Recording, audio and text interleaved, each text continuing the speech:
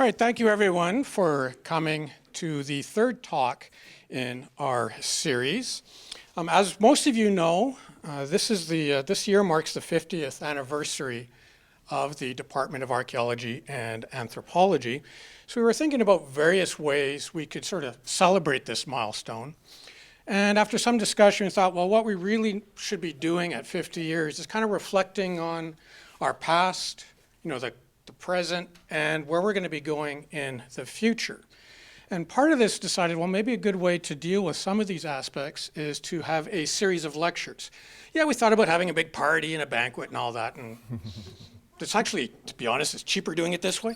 But besides that, we really did think this would be a good idea, because in today's political climate, where you're all familiar with truth and reconciliation and the calls to action and the United Nations Declaration on the Rights of Indigenous People. So there's a lot of stuff going on around that, and anthropology and archaeology have both been heavily involved in dealing with First Nations in Canada, Native Americans in the States, but Indigenous populations in general. So it seemed to be appropriate to try to look at, well, what is the current state of affairs in anthropology and archaeology in that regard? So we came up with this lecture series, the banner's over here, so Archaeology and Anthropology in an Era of Engagement and Reconciliation. There's a total of 5 lectures involved in the series. We've already had the first 2 lectures. Jim Waldron, who would normally be here, he's actually the guy who really put all the effort into getting this stuff together. And normally he would be here, but he's away for medical reasons. So I'm sort of volunteering then to step in and kind of help out with this thing. But he gave a talk on the collaborative work that he's doing with Indigenous healers in Belize. Then our second talk was by Rudy Reimer Yumps. He's an Indigenous archaeologist at Simon Fraser University. He's also the leader, I guess. Anyway, he has a series on TV, Wild Archaeology. It's on the Aboriginal People's Television Network.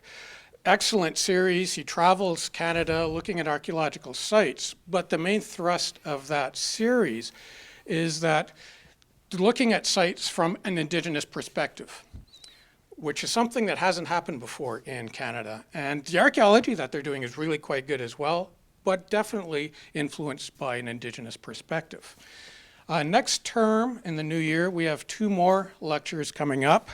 Got to check my notes and get the name right. So Dr. Margaret Bruchok from the Department of Anthropology at the University of Pennsylvania. She's also the coordinator of Native American Indigenous Studies. She's going to be coming up and doing kind of a reverse ethnography sort of approach and talking about decolonizing approaches to the anthropological analysis. And then the final lecture in this series of 5 will be done by our own Terry Clark, who's going to talk about, what's the word I'm searching for? Community-based heritage projects within Canada. Today, though, for the 3rd lecture in this series, I'm pleased to introduce Dr. Clint Westman. He's an environmental anthropologist in the department here. I was going to make a crack about, obviously, environmental anthropology is the most important one because I'm an environmental archaeologist, but I thought that would be too over the top, so I'm not going to do that. I would like to point out, though, that Clint has long been involved in doing anthropology. He actually got his first start as a tour guide at Fort Normandeau Historic Site in Red Deer. He then went on to probably more lucrative employment working with the federal government. Spent several years with the federal government, the last few years as a policy analyst with the Department of Indian Affairs and Northern Development. He then returned to academia, went to the University of Alberta. I'm a University of Calgary grad myself, so I'm not going to say anything about that. But he went to the University of Alberta and did his PhD there. And then shortly thereafter, did a postdoc in Montreal. In Montreal. And then came here. And most of his work that he's been doing here has involved looking at the impacts that development of the oil sands or tar sands, depending upon how you want to look at it, looking at the development there and what effect that has had on Indigenous groups. And that's the topic he's going to talk about today in his lecture entitled Cultural Politics of Energy, Community Engaged Environmental Archaeology in Canada's Tar Sands. Thanks, Glenn. Can everybody hear me okay? Can you hear me okay? Can you use that? No, the mic is not going to a speaker. The mic is going to the camera. Oh. So the mic is not ambient. Okay, great. Thank you very much, Glenn, for the introductions. Very kind. I also went to the University of Calgary, so at least we have that in common, right? I'd also like to thank Jim, who was already mentioned as an organizer of this series, Jim Waldron, and Angela Levers, our department head, who also couldn't be here, for all the leadership that she's shown. Just a quick note before I get going. I did choose to use the word tar sands as terminology in this title, and I kind of did that to, I don't know, maybe be a bit of a jerk, but it is a controversial term. It is no longer the preferred term of industry, although it initially was how this bitumen resource was referred to. Now there's been an attempt to kind of greenwash into oil sands. And oil sands actually is the terminology that I usually use in Canada. I've had experiences in publishing for US journals where the editor asked me to switch to tar sands because in the US context, the use of the word oil sands flags a for development argument, and the use of the word tar sands flags an against development argument. In Canada, I usually use the word oil sands, mostly because Alberta, where I'm from, people really hate it when you call it tar sands. So here we go, never mind. I'm in Saskatchewan now. But as I said, tar sands historically was the normative term. Okay, I want to begin by acknowledging that we are on Treaty 6 territory and the homeland of the Métis. We pay our respects to the First Nations and Métis ancestors of this place, and we reaffirm our relationship with one another. Before I start, and not to override the university's acknowledgement, I would also like to take a minute to acknowledge my own ancestors who played a modest role in the settlement and homesteading process in Western Canada. Most of them did not get the chance to go to high school, and so they would find this gathering very strange, but I'm very grateful to be here nonetheless. With that, moving into some photos I took in my field site. This is a picture I took in 2005 in an area where I began doing field work in the 90s as part of my master's degree, and I'll show some maps of my field sites later. What I want to say right now here is that this right-of-way adjacent to the road is where the Rainbow Pipeline is buried. It's one of the first major pipelines to be built out in northern Alberta down to the Edmonton area in the early 1960s. And coincidentally, my father was one of the people who worked on this pipeline as a heavy equipment operator. So I kind of feel implicated in a lot of this. Like many people from Alberta, I come from a family where a lot of people work in energy jobs. And so I don't want to throw working people under the bus. I think we should work towards a frame of analysis that respects working people, respects the environment, respects Indigenous people. In fact, many Indigenous people themselves work in the industry, and the Indigenous communities in general are not totally opposed to all development. So there's sort of a black and white way of looking at the politics that misses out on some of this complexity. I certainly don't want to throw my dad under the bus. He was just a working guy looking for a paycheck. But anyway, it's coincidental. And there's other places where I've worked that I've had relatives who actually were there before I was as part of their work with extractive industry. So this may be an unusual position for an anthropologist. I'm not sure. A quick bio. Glenn covered it most. I actually came rather late to anthropology. My first degree in anthropology is a PhD. My degrees before that were more interdisciplinary. And my master's, when I did this work, was environmental studies. And so it was basically working through a process of trying to learn more about Indigenous groups in northern Alberta and their environmental relations, their history and current situation. And this issue of the impacts of industry. Initially it was forestry, but then increasingly became oil. The impacts of industry on people's relationship with their traditional territory became so pervasive that I felt obliged to give it more space in my research agenda. So I began to write initially about oil sands. I think I first published in 2006 during my PhD. But as Glenn said, since I've been hired here, it's taken up an increasing amount of my research. And part of it is that desire to do research that reflects the political concerns of the communities that I'm working with. And they're interested in some other aspects of my research too, but this has been something where I can really connect with the community leaders and really connect with people who are out there in the bush, seeing the changes on a day-to-day basis. So with that, I'll give a little plan for my talk. I'm not going to use these effects for the whole talk. I just thought it would be fun to start off that way. I'm doing the introduction part now. There's a few more introductory slides. I'm going to talk a little bit about anthropology and engagement and some of the historical changes in anthropology, particularly in northern Alberta. Sort of an overview of Indigenous issues in oil sands. In the past, especially when I've been speaking outside of Western Canada, I've given detailed accounts of the historical process of development of the oil sands and some of the impacts and political issues. I won't be able to get into that level of detail today. I'm sure many of you are already aware that this is an industry that has substantial environmental and social impacts. What I'm going to be talking about a bit more today is the partnership process and some of the preliminary results from, I guess, my research team, Cultural Politics of Energy. And within that, we have some specific research projects. Some we have preliminary findings. Some of the projects are still in process. And some of the projects are done by myself, by my grad students, and by a mix of us with other collaborators.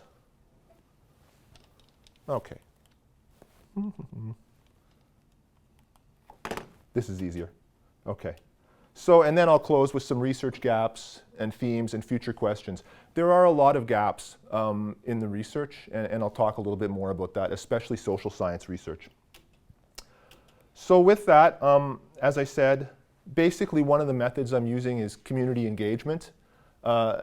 Especially in the last few years, I guess, developing a process to do this research has become an important part of my focus. It also builds on long-term relationships, and I've had a fieldwork relationship with a small number of First Nations for over a decade now, and also meeting new partners and adding new groups to the list. So that's what I mean by long-term relationships and new processes. I think both have been necessary.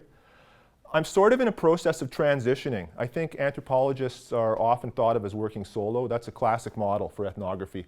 But a lot of us, I think, are transitioning into a more team-based approach, and certainly a more partnership-driven approach. What I mean by that is that doing the kind of research that I'm trying to do would not really be possible as an independent researcher. It's really necessary to be embedded within a community, or I suppose within a corporate or a government structure, in order to access the negotiation spaces and the types of meetings and investigations that are important to the study that I'm doing. So there's really no place for a neutral researcher, and that is why community engagement is so important. Again, I'll be reporting on the processes for multiple projects that are linked under this cultural politics of energy. So some of the methods we've been using, to a greater or lesser extent, I've used all of these methods, and I'm also referring to some research that's being done by other people who are funded under my partnership development grant. So the classic anthropological techniques of long-term ethnographic investigation with participant observation, interviews, focus groups. Some of these methods we used with hunters and gatherers, elders, and so forth. Other times we were speaking with government and corporate representatives, so it's a mix of data. I am not leading this particular component, but I have done some of it. Ethnoecology, or studies of indigenous knowledge of plant and animal species and use. And this has a really political context in the current era, because these species often become vectors for pollution and contamination into people's bodies, even as they're eating their culturally preferred foods. Some of the techniques we've used include document analysis, and most of these documents are through regulatory processes such as impact assessment, consultation, traditional land use, kind of gray literature and applied literature that is oriented towards finding out what the impacts are on some of these things. And we're trying to do, more recently, reviews of the existing literature, combining published and gray literature to summarize and synthesize, especially calling on the scientific literature where the documentation is a bit better, and then inferring results and impacts into the social and cultural realms. Okay. And I just want to make a couple further acknowledgments very specifically. I didn't want to add all these people as co-authors, but many of them, in fact, it's hard for me to separate the work that I'm doing from the work that they're doing. I put my students in italics, and the rest are people that I'm collaborating with on various writing projects. When I initially developed the talk, I thought I would be reading from these projects. I'm, for the most part, not going to do that. But I will credit when I use their photos and talk about their research. I also want to say, and I think this is an important part of the engagement process that we learned to follow, is that we had important advice and help from elders, including the use of ceremonies at particular times in our research process. So I learned a lot, and I was very honored to benefit from that. I have a steering committee. I'll talk a little bit more about the partnership, but these individuals are on our steering committee. 3 of them have PhDs. And they've all been very important in helping guide and direct the research and help us choose particular questions to look at, which I'll talk about a bit more. All right, more acknowledgements. I was going to put this at the end. This is more the funding stuff, but this is what I actually really wanted to talk about, which is the community processes. The communities where I personally have conducted major field work are in italics. So you can see that I've also reached out to organizations that I did not have a personal connection with. Often they're groups that were in the same region, or groups where I had academic colleagues and friends who already had a working relationship with them. And so bringing this group of people together, or representatives of this group together, was a big part of the partnership process that provided us with some of our themes and our projects and questions to look at. And it wouldn't really have been possible without these groups. More or less the active participation in most cases, and more of a passive participation perhaps in others, but anyway. This is the area that I've been working in. I asked for this map to be designed with no cities or roads, so you get a sense of the ecology of the area. The communities where I've worked, the ones on the top level there are about 500 kilometers north of Edmonton. There are roads to these communities now. Town of Slave Lake is here. Those communities are about 250 kilometers from Slave Lake. So you're definitely in a northern boreal forest area. Most of the people are hunting and trapping as a major part of their diet. Cree is very widely spoken. Most of the people living in this area are indigenous. I'd say at least 80% in this general area. And in general, they're communities that came in from the bush rather late. Often roads reached this area in the 1970s. In many cases, people moved into communities in the 1960s. So it's a little bit late for the prairie provinces. Residential school in this area does not seem to have been as widespread or sustained as it was in many other parts of the prairie provinces. And so this also reflects the higher level of spoken Cree, stronger attachment to traditional values, et cetera, et cetera. So it was a really interesting place to do work. Industry is very active in this area. Oil sands, natural gas, heavy oil, conventional oil. Forestry is very major, expanding in the 80s. Oil and gas also have linked industries like sand and gravel extraction. That there's a pretty big cumulative impact from all these things. It's a very busy area, and it has characteristics of a sacrifice zone because it's a bush area that is rather wet, a little bit swampy, not what most people think of as a place they would like to take a vacation, but nevertheless a very interesting ecology. Okay. Now, in anthropology, especially in American anthropology, reading is very common. And I was joking to Glenn that I've seen people, keynote speakers after dinner, read for an hour with no visuals. So I'm not going to do that, but I am going to read a very short while. And I want to talk a little bit about the history of anthropology and the new commitments anthropology, or many of us, are making to reconciliation and engagement. And I want to make sure I get the wording right. So I'm going to read for a couple minutes, and then I'll go back to presenting in a more loose style. Okay. To begin, I would like to problematize briefly the idea that Indigenous people have been researched to death. This is a potent metaphor, and in some cases is perhaps apt. However, the region I work in has attracted little anthropological attention. Very few people in the communities I work in have had much familiarity with anthropology as a discipline, or anthropologists as a group. Somewhat in contrast to popular lore, there is not an anthropologist for every family or even for every community. At least this has not been the case in the parts of northern Alberta where I work. Most people did not have any particular view about anthropology. In fact, I'm going to describe a situation where I believe that more anthropological research and at an earlier time would have helped people deal with the resource conflicts and challenges that they're facing and provided information that could have helped them protect their land base, possibly. Much of the research being carried out on communities is by corporate consultants who may not have any social science training at all. And I'm referring here to the environmental impact assessment process. The Canadian subarctic was considered a classic cultural area within modernist American anthropology. However, the study of northern Alberta's Indigenous people was not high profile in these endeavors. There was a very small number of people trained by Franz Boas and his pupils in the early part of the 20th century who came to northern Alberta, only 2 or 3 communities, to do research on Dene language and oral tradition. Okay? That legacy was not sustained, and northern Alberta was very quiet after that, anthropologically. There just was nobody working in northern Alberta until about the 1960s. Okay.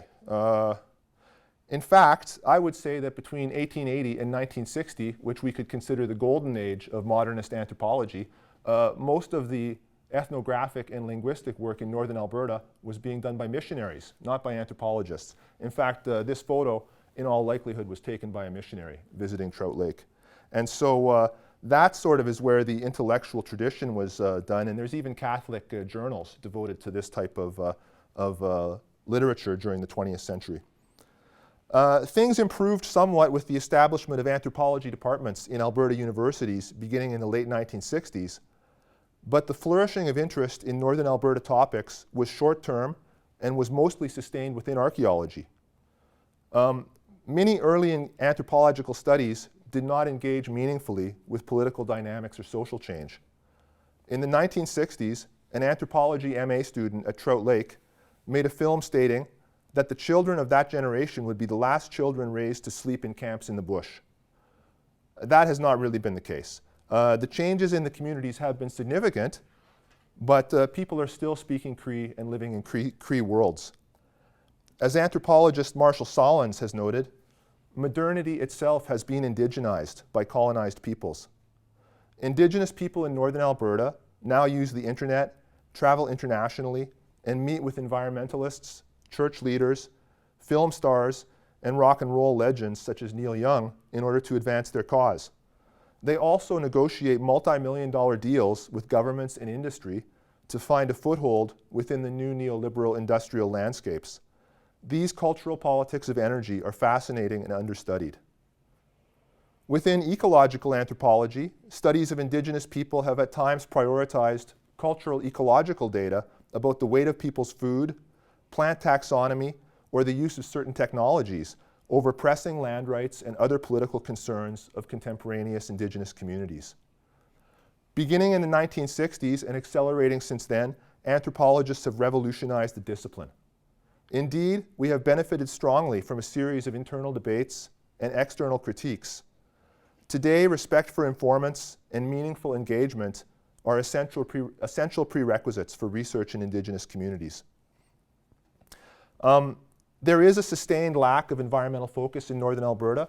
I want to mention one study that was done in the 1990s by a MA student at the University of Alberta named Elmer Ghostkeeper, a Métis person.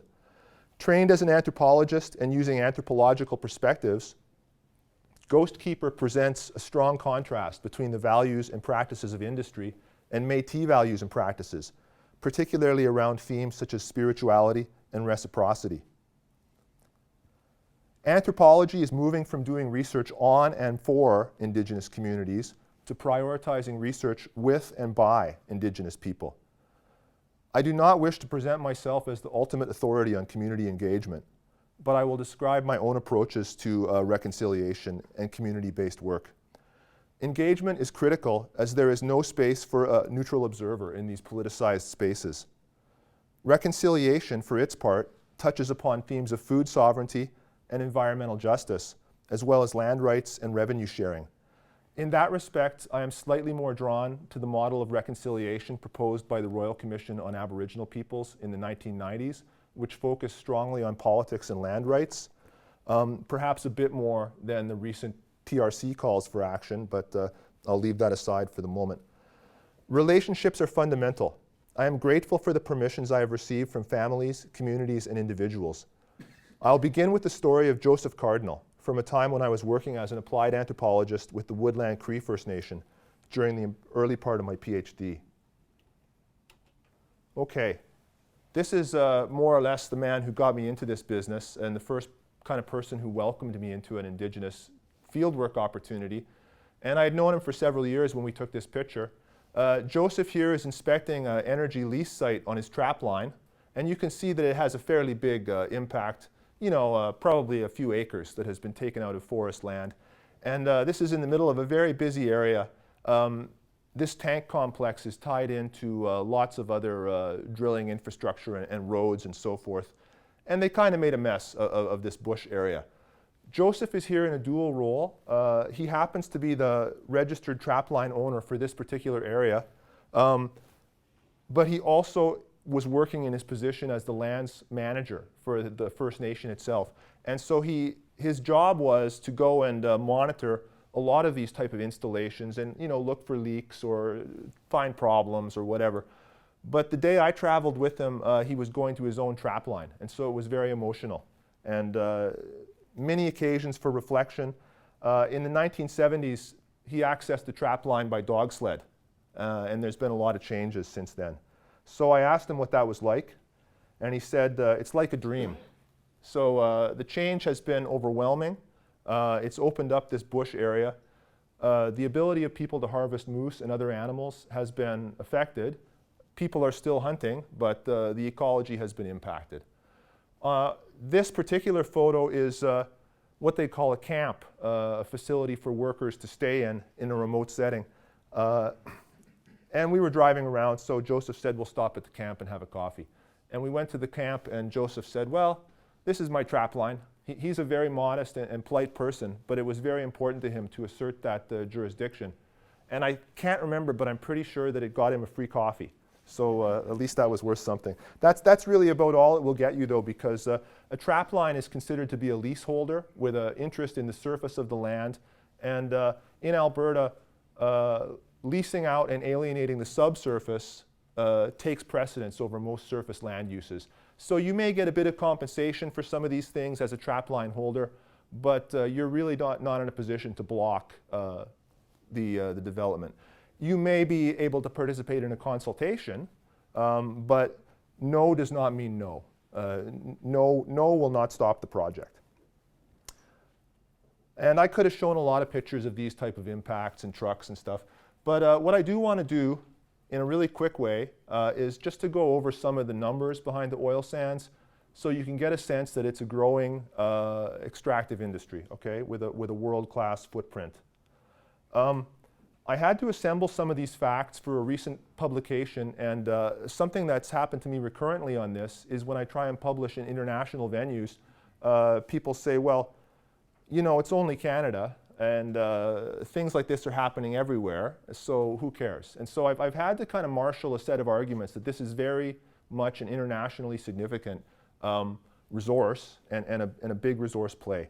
So right here we have 2.8 million barrels per day, going up to 3.9 in 2027. There is a discourse going on that Alberta's oil has a price discount and pipeline bottlenecks and so on and so forth. This is not stopping the industry from expanding. The expansion has slowed, but we're continuing to expand. It's quite probable that Alberta's overall reserve is the largest in the world, and the reserve that is there but not technically accessible is probably larger than Saudi Arabia's. The proven reserve, which is accessible under current technology, is the third largest, and I believe it's after Saudi Arabia and Venezuela. So Canada is basically the most important liberal democracy with a major oil deposit. Here's some investment figures. Those of you who are accountants will see that the investment is falling. That does not mean that the industry is contracting. What is happening is that major projects, multi-billion-dollar projects, are being completed and coming into production. So the capital investment is declining slightly. It's still very significant. And the increase in production is rapidly going up, okay? Bitumen is the largest source of royalties for the Alberta government. Could be higher. There was debates about that. But it's 1.5 billion. It's a very significant resource fiscally for the federal and provincial governments. It's Canada's fastest growing source of greenhouse gas emissions, a continental scale source of pollution, and it's bringing acid rain to Western Canada. So there's some very big, very significant impacts. And just geopolitically, of course, it's very significant. So it has definitely transformed Alberta's oil industry, which was based on conventional oil, largely up until the 1990s. Conventional resources were starting to flag, and so both governments began to put a lot more fiscal enticements into the oil sands business to attract companies from around the world. And even after the price collapsed in 2014, investment has continued to flow. Many of you have probably seen photos like this. This is one way of accessing the oil sands resource. These are the mines that are kind of in the classic mineable area where the bitumen deposits are closest to the surface, north of Fort McMurray. So these are the largest trucks in the world, and you can see they're dwarfed by the scale of the production, okay? These mines are considered as major projects under Canada's environmental assessment laws, and that is very significant because it means that a higher level of assessment and research goes into particularly the social aspects.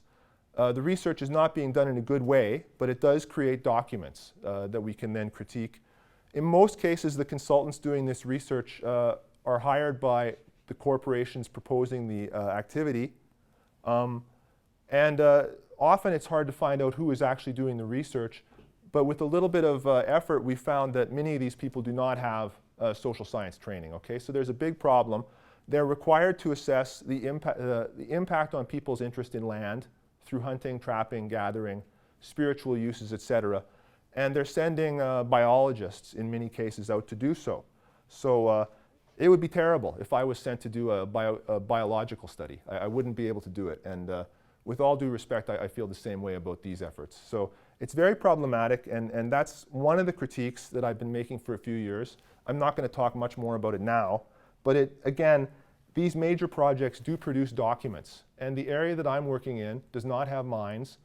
Most of the projects are not considered major projects, even though there's a lot of activity. So the level of documents that are generated and the level of public interest is not the same.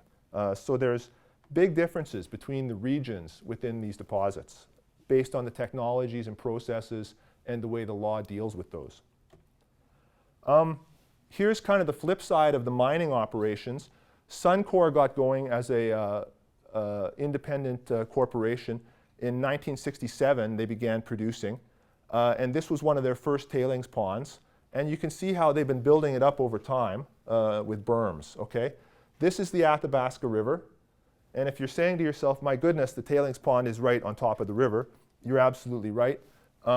Recent research by Kevin Timoney and Peter Lee suggests that this tailings pond is leaking at 50 liters per second into the Athabasca River. So there's problems with the environment. This has been one of the biggest PR problems they've had, dealing with these ponds. And as most of you know, birds will land on the ponds and die. There's been cases of mammals dying in the ponds. Even people, workers have died in the ponds. But anyway, this is associated with the production processes north of Fort McMurray. You can see it's an absolutely massive footprint for some of these big projects. And many of you are probably familiar with this. Something that doesn't attract as much attention and affects more the area where I'm working is these type of in situ and more extensive approaches to extracting. So this is very unfair. They showed a nice picture of the Athabasca River in the fall, and then the one where they're showing the extraction and the cut lines and so forth is in the winter, so it doesn't look as good. But you can really see how the well pads and cut lines and roads and linear disturbances just pop out in the winter. The forest landscape has been very developed, and it's not hard to find places that look like this. I've flown many times over northern Alberta in small plains, and I've seen way worse. This is just from oil. Where it gets really interesting is when you throw forestry operations over top and the disturbances begin to overlap. So very problematic for certain types of animals, especially caribou. Can be not too bad for other types of animals, but it's certainly a big change. One thing that Indigenous people worry about is all these cut lines opening up access to predators and also to hunters. Now, Indigenous hunters like to travel on them, but it also opens up the country to other people who find it easier to access. So there's more competition. People are moving around the bush, and Indigenous hunters will say, my cabin has been broken into by workers, or some of my material in the bush has been destroyed, knowingly or unknowingly, by workers. There's quite a few conflicts and potential conflicts that happen as a result of this. But this is actually the fastest growing. It's not as big and ugly as the mines, but this is where the growth in production is going to occur in the future. Multiple technologies being deployed to access different types of deposits that as recently as 10 or 15 years ago would not have been considered accessible. And not always captured by environmental legislation federally because it's not a major project. So here's one for the techies out there. This is one way of accessing non-mineable bitumen. So the bitumen is, I think, below 75 meters. You can't mine it. You have to drill for it. The problem with bitumen is that you can't suck it up through a pipe, like with conventional oil, okay? So what has to happen is generally heat is injected somehow, and there's multiple processes. One proposal was to use more or less electrified pieces of metal that were penetrating deep in the earth and creating heat. But more common is to inject steam through one tube, and then it loosens up the oil so it can flow, and it pulls out the other tube. This uses a lot of water. They use surface water and groundwater. So there's major water impacts with mining production and in situ production that cause a lot of problems for local people. And there's various problems with off-gassing. You've seen those tanks in the first photo, and this has similar.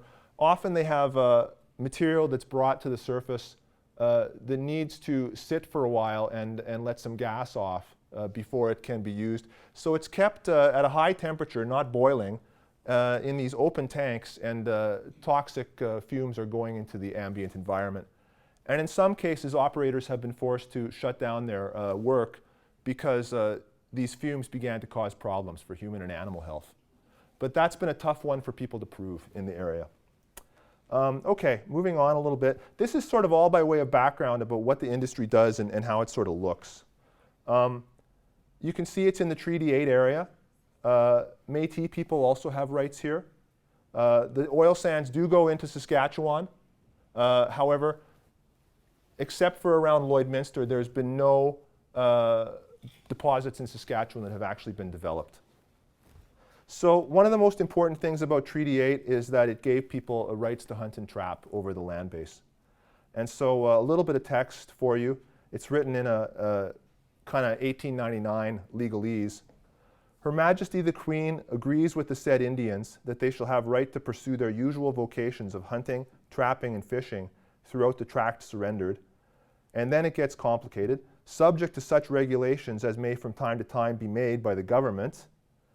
And critically here at the end, saving and accepting such tracts as may be required or taken up from time to time for settlement, etc. So this is known as the taking up clause. That it does give the provincial government the right to use the land for extractive industry, according to the text of the treaty. The oral tradition of the treaty is a different understanding. I won't get into that right now. Métis people's rights were dealt with separately. Métis people continue to have a second class of rights, although there's some advancements in their legal status in Alberta. So this is what the taking up clause has led to. This is the leaseholds around Fort McMurray, and then a bigger scale map on the right. You can see that the land in the core mineable area has been completely taken up. And there's many problems for Indigenous people with accessing or traversing these lands. A lot of the lands have been permanently changed and will never be brought back to their full use in the core Athabasca Valley. The impacts are more extensive elsewhere, but they're very intensive here. I want to get a little bit into the kind of work that I've been doing. And so with what I've been showing you, in general, it's not hard to find Indigenous leaders that are concerned about this situation. And reaching out to the First Nations, the list that I showed at the beginning, I began over the course of a grant between 2011 and 2014, when I was working mostly solo, to talk about what would be a good way to move forward with the contacts that I have. And, you know, would your neighbors be interested? Some other researchers I know who are working in the area.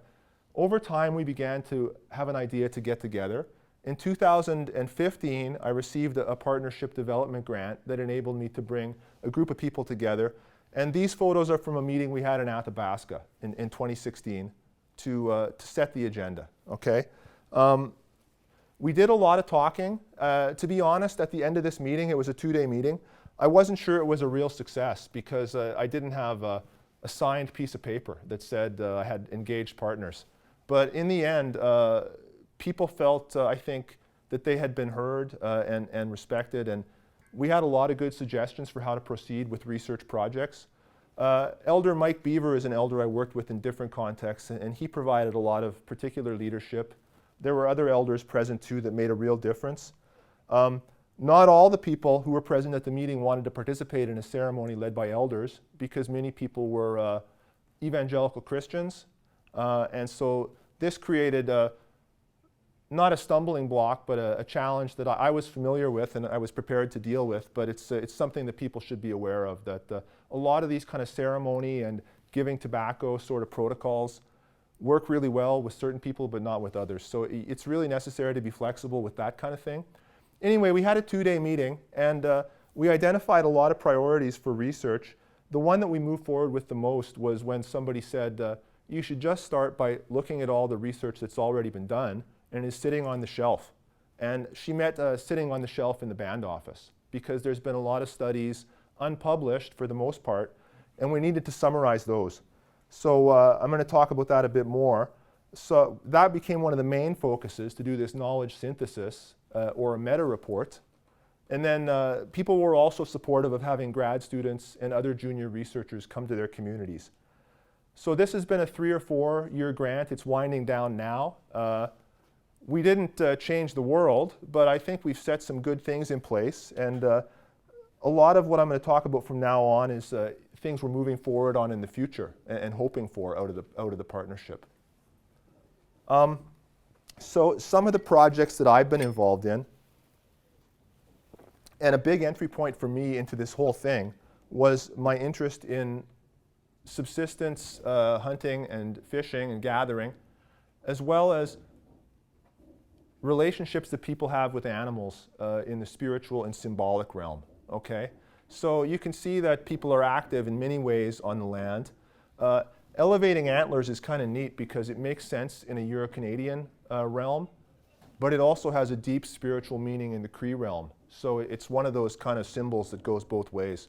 And again, in many of these communities, moose meat, fish, et cetera, is a huge part of people's diet, big part of their identity, major food security issues here, and food sovereignty. People want to be eating food from the bush. One of the things that has come out of anthropological literature looking at resource conflicts is this idea of living well. And Indigenous people want to carve out a place not just to survive, but to live well. And so this idea of Miopamatsuan or Pamatsuan, which means life, has come to symbolize in anthropology some of these ideas. And the classic use of this term is from a book on the Quebec Cree. This is how it's spelled in Plains Cree. And it encompasses this idea of hunting and trapping for your living, passing on knowledge to your grandchildren, et cetera, living in a traditional way. So this is actually some of the last major field work I did in 2013. I have gone up north since then, but not for a sustained period like this, where I went hunting for a week with Mike. And so I've been on hunting trips in the past, but not for a week. And we did catch a moose. It was a great hunting trip. You see how the family interacts. Mike's grandson is a hunter. He speaks Cree. He's killed animals on his own. He can operate all the equipment he needs to do so. He's ready to step into the role of a man in that society. And it's very important to Mike to teach those skills. A lot of what comes out of this is also, again, the knowledge of animals, the knowledge of spirituality and mythology that are shared in these particular settings. And I should say, this setting, we're camped here. It's a large clearing that was created by industry and formerly was the site of some type of drilling infrastructure. Now people are using it as a hunting camp. So as I mentioned, people are using the roads and cut lines to live the way they want to live, but not without some problems. There are issues, and there's many, many threats to this lifestyle, but people are still pursuing it. And so this is, continues to be very important to me to look at the impacts on these rights-protected activities that are so culturally important. Some of the research we're doing is also oriented in this idea of a sentient ecology, or in anthropological terms, a relational ontology. You know, how do you do research that's based on relationships? To do so, you have to respect the insights people have about the world that they're living in, and finding ways to understand ceremony, ritual, stories that may have a particular importance for people, and to talk about their relationship to the land. And so the way that animals helped people learn about these ceremonies, and the way that people honor the animals to keep the cycle of the seasons moving. These are things that I've written about, and drawing on art when I can do so. I can't show pictures of these ceremonies even though I've participated in them, but there's members of the First Nations that I've been working with that have the authority to represent them and have done so. So I like to use these kinds of pictures to think and teach through. I definitely think there's an impact, a relationship to the oil sands here. It's been documented that these ceremonial lodges have been destroyed by industry repeatedly, and often there's documentation in these traditional land use studies that graves, other sacred sites, and of course archaeological heritage is also being impacted. So this is, again, taking research off the shelf. I think this is one of the most important things, even though it's just a benchmark and a preliminary project.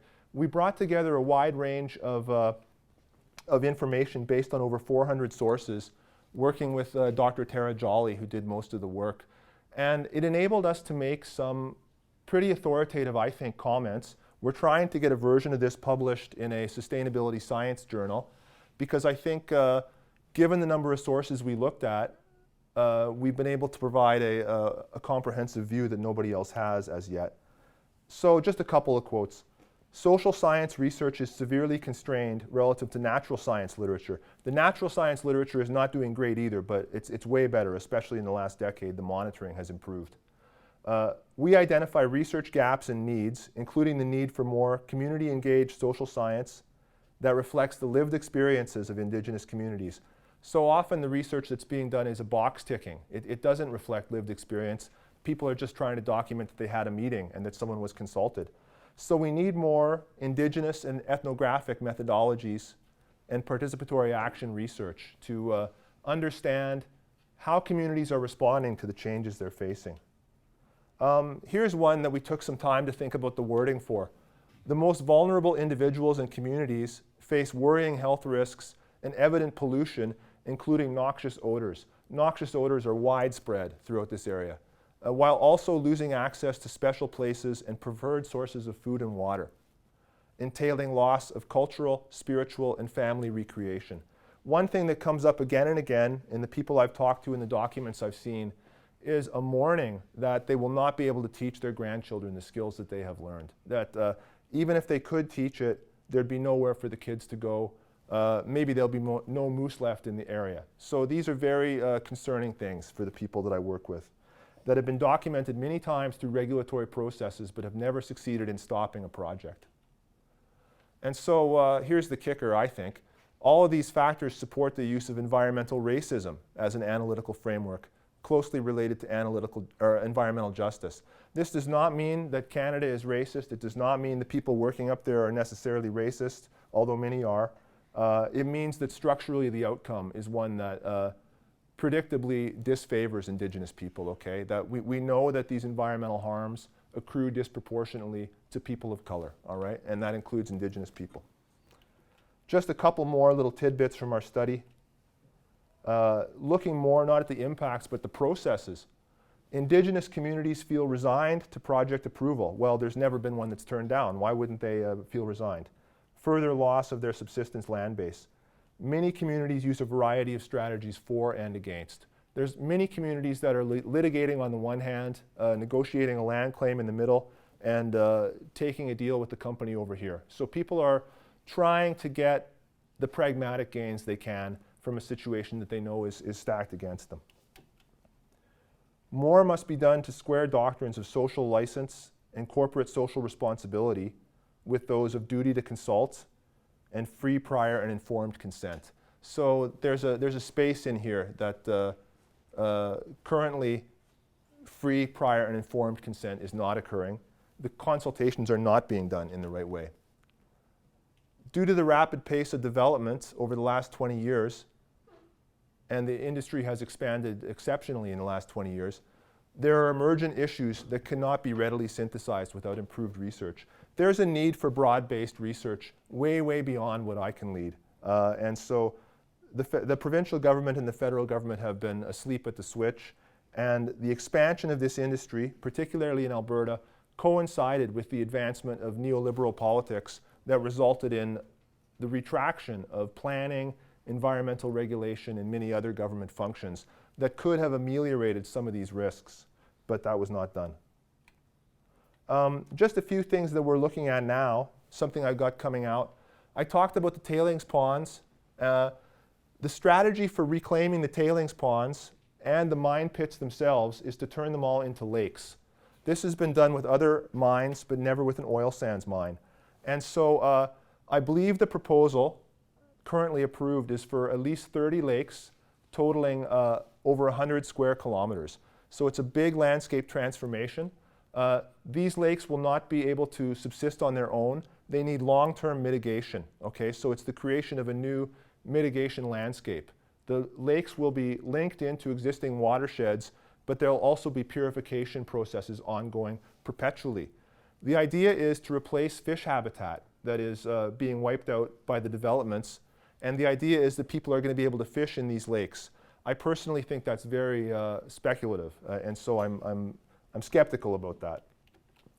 Here's a model of one of these lakes, and the reason I like this picture, I don't know if you can see it, the foreground is an oil sands mine with huge equipment working, and the background is a lake with people fishing and kind of relaxing on the beach. So the present and the future are occurring in the same frame. If I was more of an anthropological theoretician, I could have a lot of fun with this. But there's something about this that really appeals to me, because the idea that a future is being designed that in many cases the companies actually say the landscape will be improved.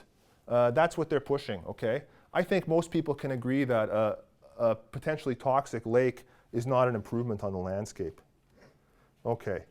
A few things I've been doing, trying to get some partnerships going.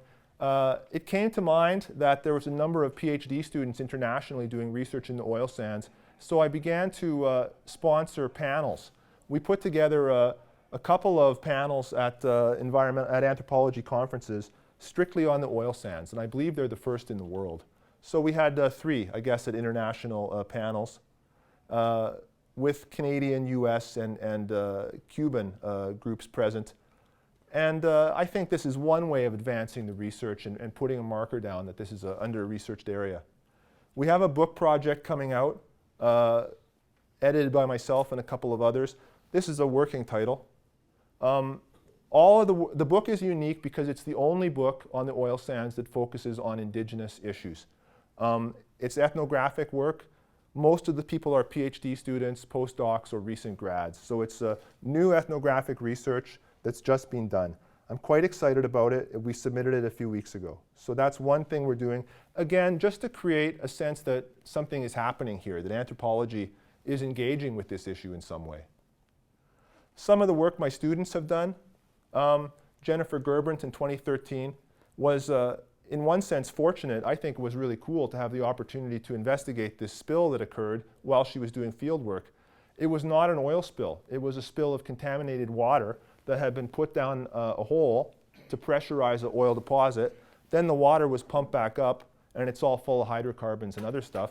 And they spilled it, and a pipe broke, and they caused a lot of damage to the wetlands.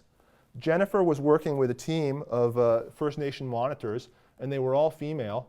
And when they went to visit this place, they were met by the crew with a response that one could describe as sexist and racist. And they were basically told to come back later. And the First Nations chief just hit the roof when that happened. So the company was forced to engage. Over time, the spin and the communication that the company was putting out there, Jennifer monitored, and it was really hard to actually find out the status of the remediation work that was being done. But the company did pay a lawsuit for this. So that's one example. Now shifting gears a bit, Jennifer was actually able to get a job in this area, working as a practicing anthropologist. My students just keep turning up in the weird place. Here she is at the Supreme Court of Canada in 2018, still working on Indigenous environmental issues in Northern Alberta, so based on the MA training that she got here. And she's gotten 3 or 4 jobs in this sector, and nobody ever even phoned me for a reference. It's a face-to-face sector. The experience that she gained and the contacts she has, people already know about it and they want to work with her. So that's really cool. I have other students doing work on impacts and consultation processes. We're trying to find out ways to help small First Nations away from the center of the action participate a little bit more effectively in the consultations processes and document the impacts that people are experiencing. Katie Wheatley, we expected her to spend the summer in Fort McMurray, and she wound up going to the UNESCO meeting in Krakow, Poland. Mikisew Cree was protesting to UNESCO the status of Wood Buffalo National Park that has been impacted by many types of resource extraction. And so, in fact, UNESCO ordered Canada to take action to protect the park, in part due to the complaints that Mikisew were raising about the way their rights were being impacted. So this is just a kind of multi-sited field work. The opportunity that happens when students enter these spaces, a smart person who can get stuff done will get sucked up into different processes because they really need capacity. And so Katie had a lot of opportunities to travel all over the place. And then I'm kind of bragging now. She has a job too. She graduated post-MA. Now for something completely different. Here she is working with the Musqueam First Nation on their knowledge and use of the environment, living in downtown Vancouver. She didn't have to move to Fort McMurray at all. But she's still working in this same area. The point being that there is a need and a need for practicing anthropology, for advanced trained students with these type of social and environmental skills, okay, that I think we can provide through anthropology. Just a little bit more, I think this is an interesting picture here too, and this came out of the Toronto Star. My former postdoc, Tara Jolly, brought this story to light. Tara's been working on a lot of things. This is a man named Steve Schott who grew up on the lands that are depicted. Many families were evicted from this area in the 1970s and 80s, and the lands became part of downtown Fort McMurray. You can see some buildings in the back that were built for workers, and that was the first reason for these expulsions. So the area was known as Moccasin Flats, and Tara was working on a report that got a lot of uptake in the media, as you can see, picked up by the Toronto Star. And here's the title of it. I just love this photo. I've rarely seen a profile photo that shows this kind of emotion that the person obviously feels looking over the lands where he grew up, and they've been completely alienated. So this is not the kind of research I've done. I've never done research in Fort McMurray, but it shows the potential for this to be a kind of an urban anthropology too. A lot of these impacts and situations are urban, not rural, not related to isolated communities. It's because First Nations people are urbanizing. Just a couple more details here. Some of the people who've been involved in the project now have tenure-track jobs in Northern Alberta at Athabasca University. I'm really excited about this. It gives a total new direction and potential to the project. Janelle is way smarter than I am, and probably Josie is too, so it's going to be great once they get up and running. We can start doing a lot more work together. Josie had a PhD, and she began as a counselor for the Big Stone Cree Nation, a member of the government. She was the designated contact for the partnership. Now she's changed her role and she's a researcher. So that's fantastic, and I'm looking forward to getting to know her in a new way. She was a member of the steering committee that gave us a lot of ideas. And Janelle is an ethnoecologist that I've known for a number of years. So we're continuing to add new people, continuing to train, and hopefully applying for some more grants in the future to keep on doing some of this work. And I only have one or two more slides, I promise. Just a couple of things about future questions. Some of the questions and gaps we identified in our overview of the literature. There's very little research on Indigenous labor market experiences and experiences in work camps. These work camps are not nice places, so it would be interesting to do an ethnography there. Not for me, of course, for a student. Indigenous women and youth, I would also add queer people to that.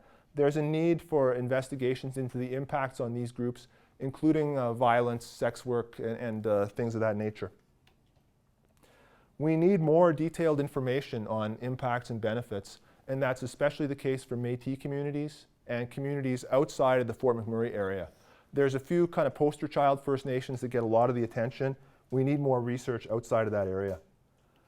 We need community-based indicators for monitoring and community-led monitoring processes. Those things are in their infancy and do not always include social factors. There just is not a lot of research that's been done on the impacts to heritage and to built heritage. Long-term gaps in knowledge transfer. What is the impact on cultural change with these loss of access to special places, loss of ability to practice knowledge? That also includes a loss of language because the language is more likely to be spoken out in the bush. We need to do some sort of meta research to establish baselines back in time. Initially, when the industry expanded, they did not set baselines, so it's really hard to tell the impacts of change. We need somehow to reestablish that. And we need, in general, more collaborative research that brings scientists and social sciences together in a credible way, not the kind of corporate rush job that is being done in the environmental impact statements. Finally, one of the interests that got me into this in the first place, how can we go about this in an appropriate way, and what can we learn about ceremony and ritual, multi-species obligations, and the types of worlds that people are living in by doing this research? How are those worlds being changed? So finally, some of the research themes. If you recognize these, it's because they're the university's signature areas and they're SSHRC's research themes. So I think, hopefully I'm within that ballpark. Indigenous research and engagement, energy, environment, and society, food sovereignty or food security, water security, I guess I could say water sovereignty too, northern communities and economies, One Health. One Health is huge because people are cutting open moose and finding diseased organs and catching mutated fish, okay, with 2 mouths. So One Health is huge. A lot of the health impacts, cancer risks, et cetera, requiring more research are directly related to the food people are eating. So finally, reconciliation. And again, reconciliation connecting to these things in a way that promotes social justice and environmental justice. And so one more picture, I just love this one. A great painter that I met 20 years ago, Alex Janvier, getting the recognition he deserves and standing in front of his painting entitled Oil Patch Heartbeat in 2017. That's my last slide.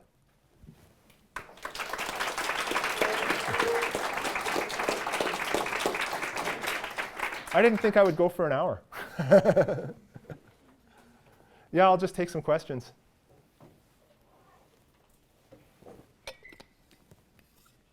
I wore you guys out. What's the ratio between the deep extraction by steam? I think that right now, what is the ratio between mining and non-mining? I think that mining probably still pulls out more barrels per day.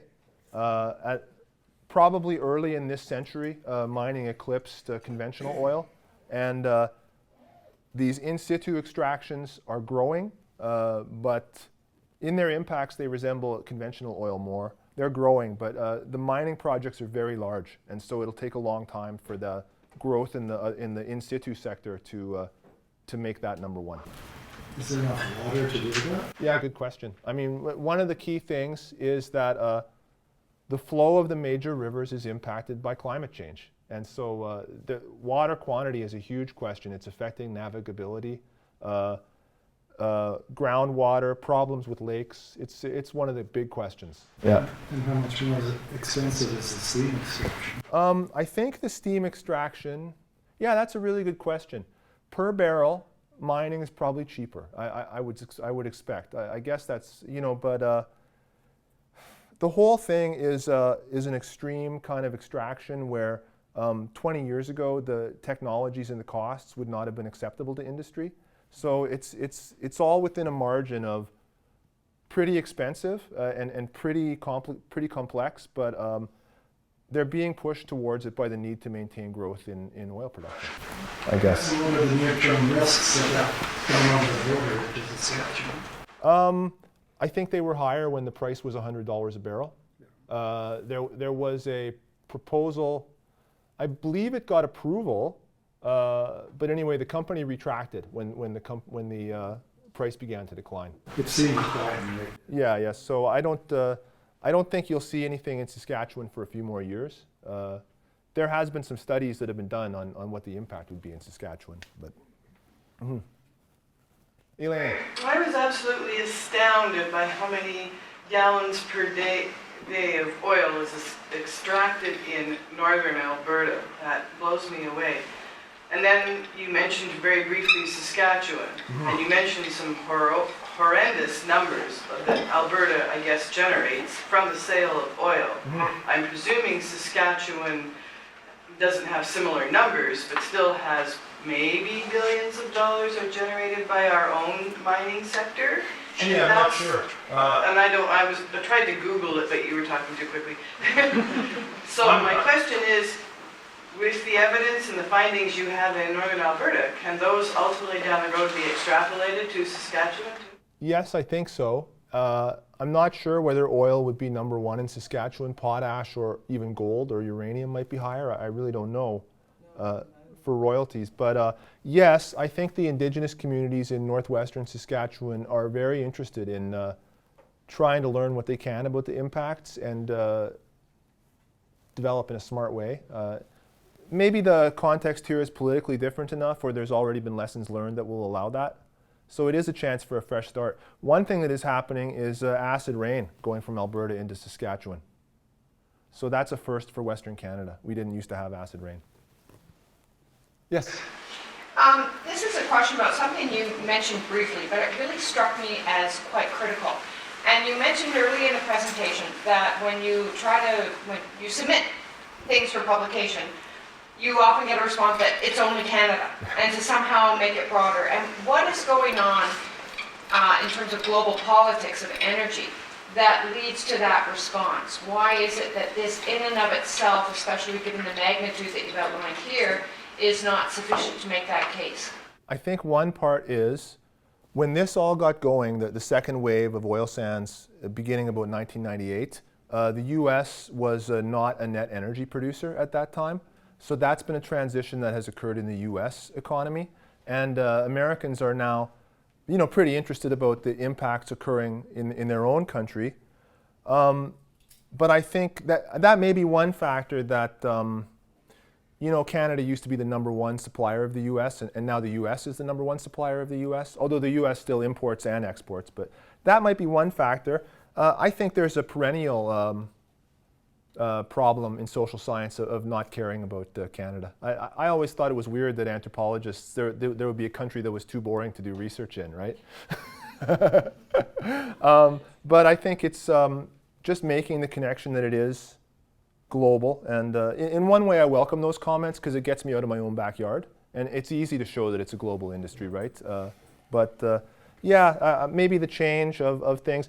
One thing that bugs me a little bit is the way that pipelines, be it through the US or BC or Quebec, get a lot more attention than the actual extraction zone. And the extraction zone has already been written off.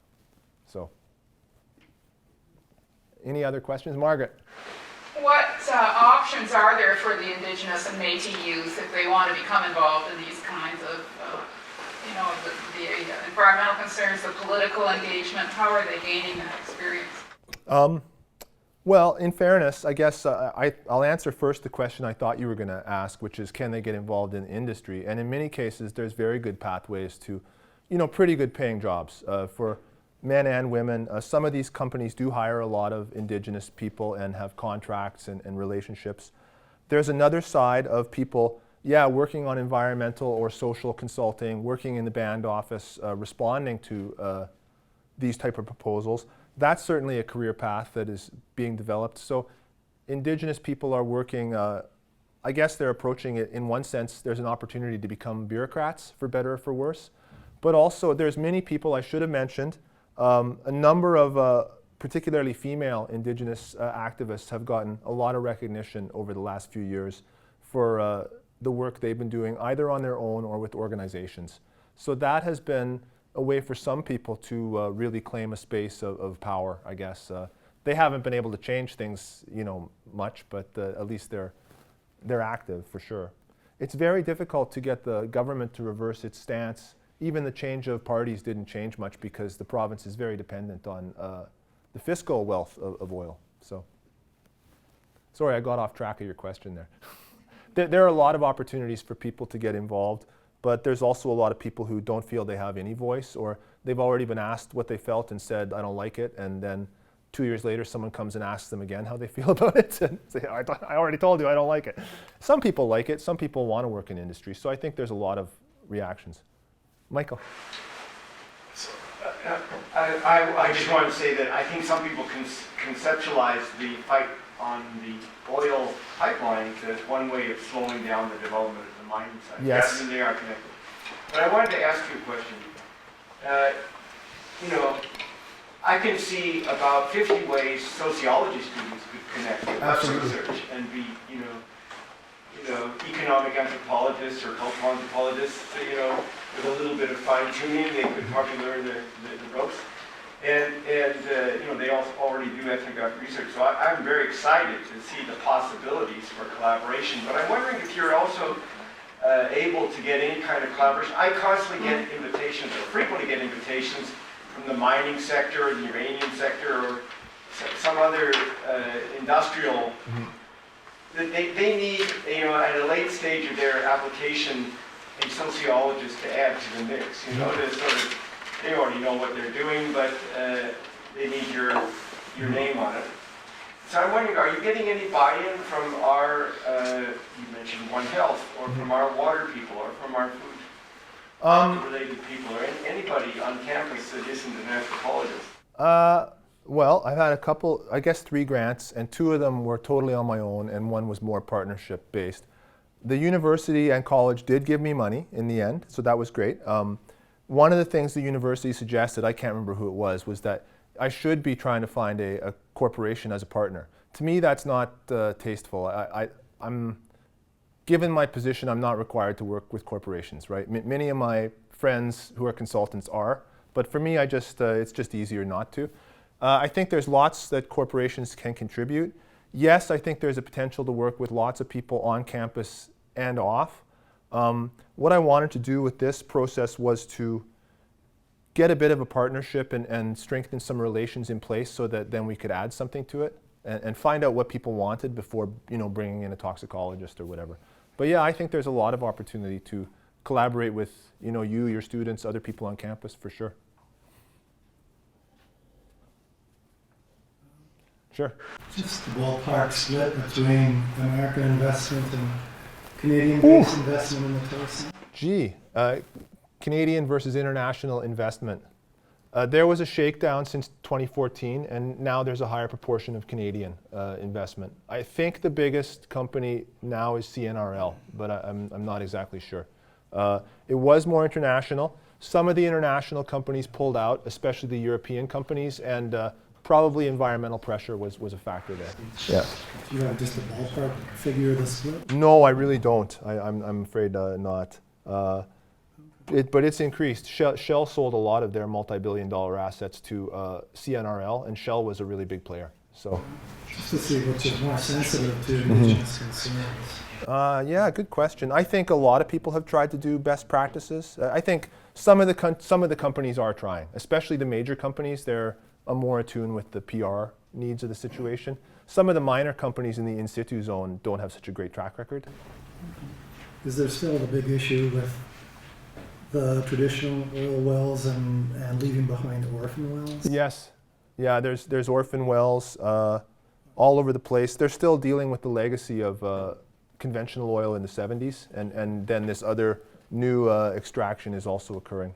So it's the cumulative impacts are quite pronounced in many areas, especially when you think of forestry as well. So, yes? I'm going to ask you to comment on three things that are developing at this moment. One is the proposal for the northern transportation corridor from Labrador all the way across northern BC, sort of like highways to resources. Mm-hmm.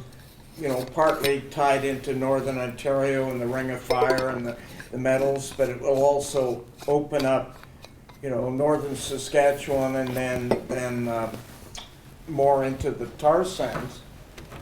Then the second thing that's related, and it's coming to bear this week, is a proposal before the federal government to spend several $billions in the development of small modular nuclear reactors that will then be dotted all over the place, including the tar sands, where there's an energy deficit, like costs approximately 1 barrel to produce 4, right? So compared to Texas, where it's 1 barrel to produce 30, okay? So it's inefficient in terms of energy. So they've come up with this idea of helicopter bringing in effect, thousands of small nuclear reactors in the range of 10 to 300 megawatts. The energy development for up there. This is being announced this week, and it's really scary from my point of view. And then the third aspect of this scenario is how much of the Canadian boreal forest anymore is a legitimate carbon sink. Like the Amazon has got to the point where it's a net expenditure of carbon dioxide. This whole zone across our north is in danger of that, especially with this northern corridor route being proposed by political scientists and economists at the University of Calgary. Where else, eh? It's a classic, modern project, right? Modern development project. I think the road might not have as much effect in Alberta because there's already a lot of roads, more than the rest of the north. One thing that could happen is there currently is no road from Fort McMurray to Peace River. So that would open up a lot of this. If the northern development road went through, it would probably connect Fort McMurray directly to La Loche area, which is currently not the case. That would have a social impact on northern Saskatchewan, pronounced impact. As far as the nuclear reactors, I'm not familiar with I'm familiar with the proposal, but I haven't thought through how it would affect here. What I do know is that at the height of the oil boom, there was a proposal to put a large nuclear reactor in Peace River, and the proponent for that would not reveal who was going to buy their power. But it's oil sands, right? It's, as you said, it's very electricity intensive. What was the third thing? Oh yeah, the boreal forest is one of the lungs of the planet. You know how if you see those studies of the planet at night and you see where the lights are and you can tell where the development is? Alberta is markedly more lit up than any other part of the boreal forest. In part, that's because there's some agricultural settlements, fair-sized towns, pretty far north in this area, but most of it is industry. So it already is kind of the weak link in the chain, and well, yeah, it's the most developed part of the north, maybe outside of Russia, I would say, offhand. So it's a cautionary tale for the rest of the boreal forest, is what it is, I guess. Yeah. They have a lot of roads that made development easier, and people have continued to build roads and other access points. Thanks for that. Okay, I really appreciate everybody coming. I've taken too much of your time now, but I really appreciate you listening and finding out about some of the work we've been doing. So again, I'd like to acknowledge my partners and some of the collaborators that I've worked with. So, thank you.